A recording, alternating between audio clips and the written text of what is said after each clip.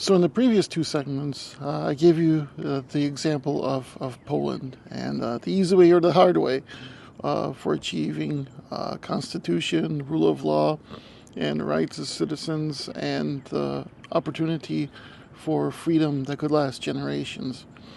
In the second one, I talked a little bit about diversity, equity, and inclusion, not as a policy of a government, but as a way of integrating, a mechanism of integrating diverse groups from throughout the world, of integrating different ethnicities, integrating different races, of integrating different ideas, of integrating newcomers into a new complex of ideas so that everybody could be treated fairly and treated with opportunity to be productive, to within a generation or so to be able to do absolutely everything possible within this society and to contribute to it in any way possible because of the importance of the United States of America to all of us as citizens.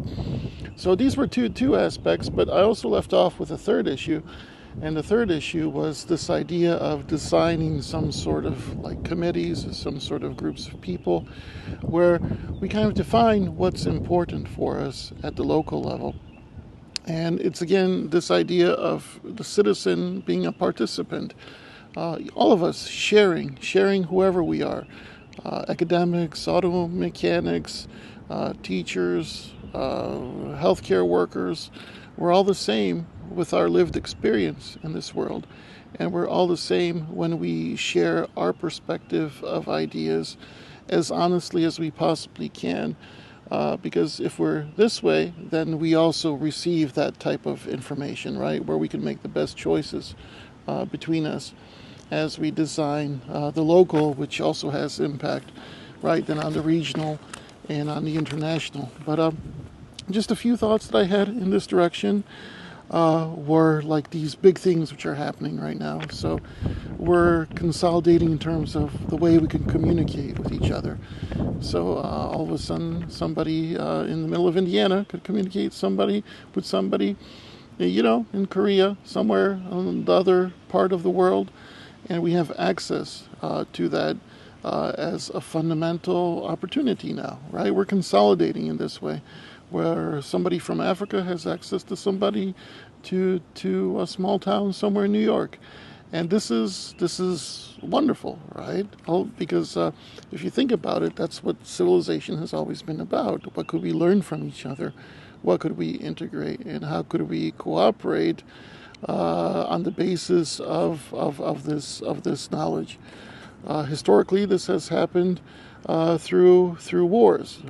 Now it's happening just of nature, where you don't have to dominate everybody. People want to share. People want to innovate. People want to learn, and to become understood.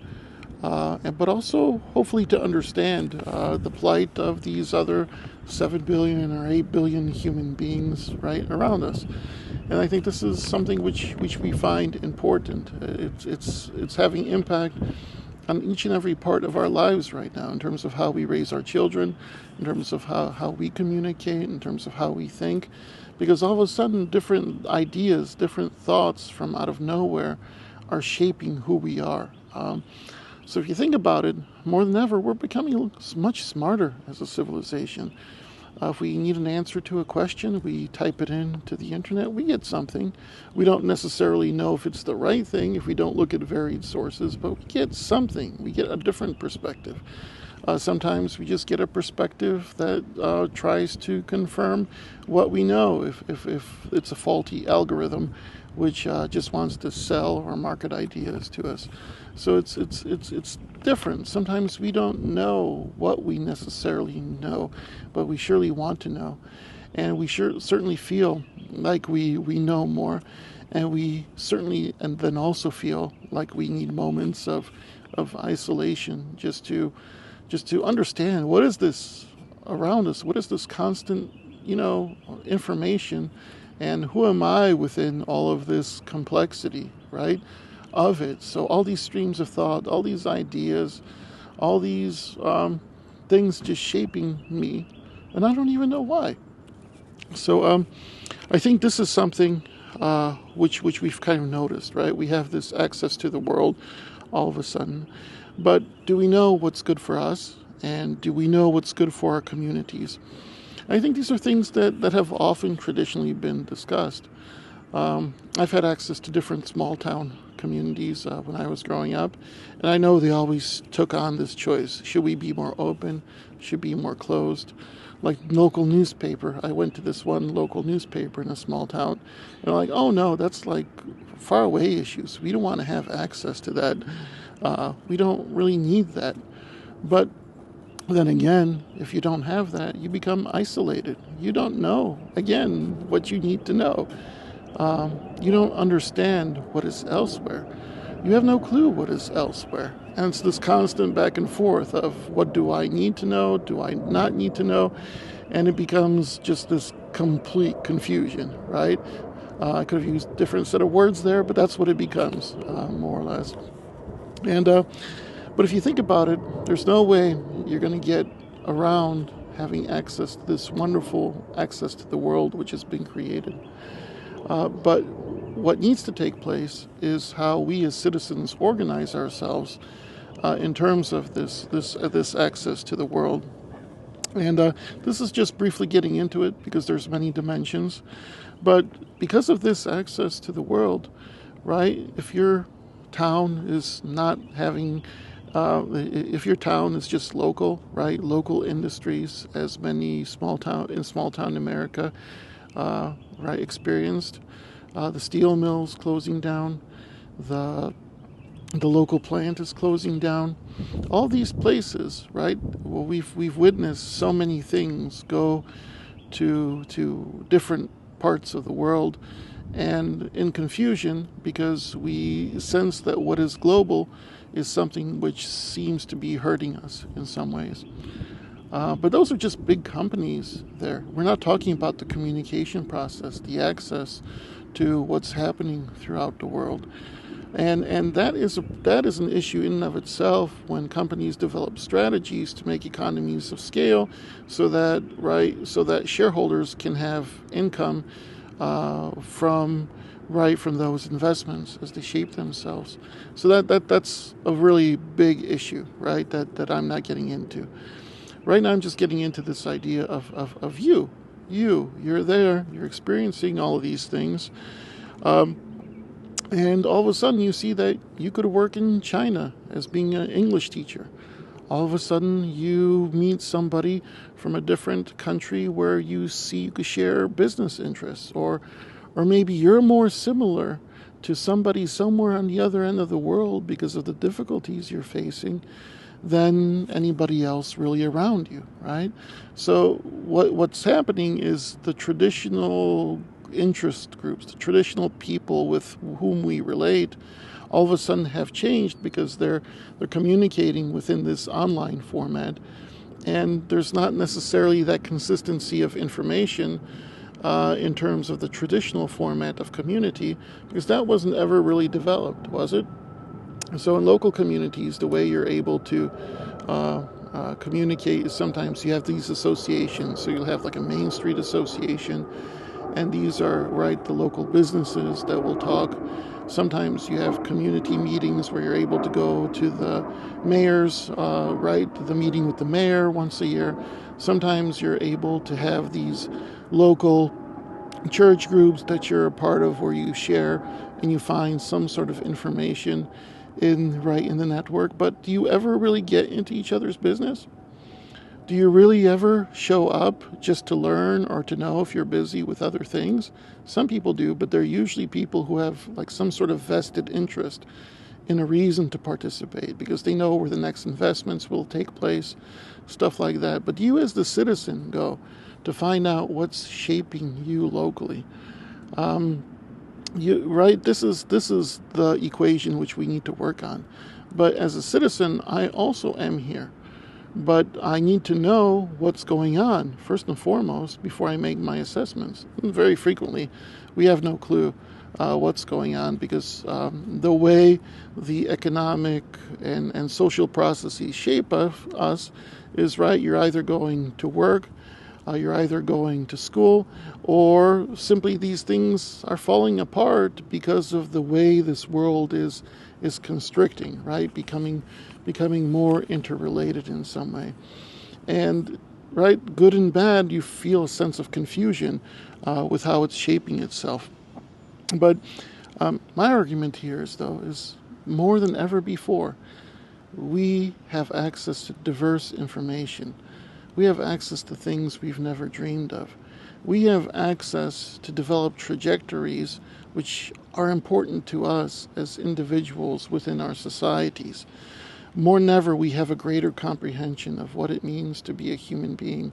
More than ever, we know what's going on elsewhere. More than ever, we even have the tools to educate ourselves right through the internet to find out different pieces of information so that we can make the right choices. Even right now with AI, more than ever, you're able to at least develop the context of where you're going, what's affecting you, what are the things which you need to take into consideration. So this is shaping us, but we've been used to being citizens who do not participate unless we have a vested interest in participating. But that's also not fully true, right? Because look at the energy of citizens, right? Such high opportunities to vote in recent elections, right? Records are being broken. All this energy of people who want to share their idea because of the ideas that they had to choose between, right? But that's not the issue here. The issue is what are your ideas? How are you sharing your ideas?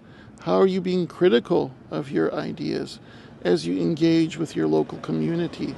That's missing a little bit, isn't it? In sociology, there used to be this, one of the early sociologists talked about the idea of a park, that in a park, everybody kind of shows up in the park every day. So if you were the wealthy businessman, if you were a worker, if you were a homeless person, whoever you were, you had access to each other in the park because you could at least see each other to know the circumstances which you're facing. And I think this is something which we, in a new way, need to figure out, is how do we know the circumstances? How do we organize ourselves in such a way so that we know the circumstances of our neighborhood, of our region, of our communities, but also we understand that we need to take the other points of view into consideration as well. This is an algorithm here, right? This is a way of creating a world before us where we're able to actually break down a little bit the problem that our worlds can be created to be exactly like us, to fit us. I think this is something which we're learning, right? Which we're learning. But we have to understand that our values of fairness and community are first and foremost in everything. Whether it's in business, whether it's in education, whether it's older immigrant groups or newer immigrant groups, citizens, people who are going through legal status, we all must speak and discuss in our communities to understand why we're here, what we're doing here, what importance we bring here. And I think in this way, if we develop this type of conversation, it becomes something which will go from us. We understand who the other is in this type of relationship. So what I'm suggesting here, without actually defining a mechanism yet, is this idea of more direct linkages and getting more into each other's business. You know how it is. You're far away. You know, it could be the closest people to you. You have no clue what's happening. And sometimes that's good, right? Because you don't have to deal with issues which aren't your own. But at the same time, though, if you care about issues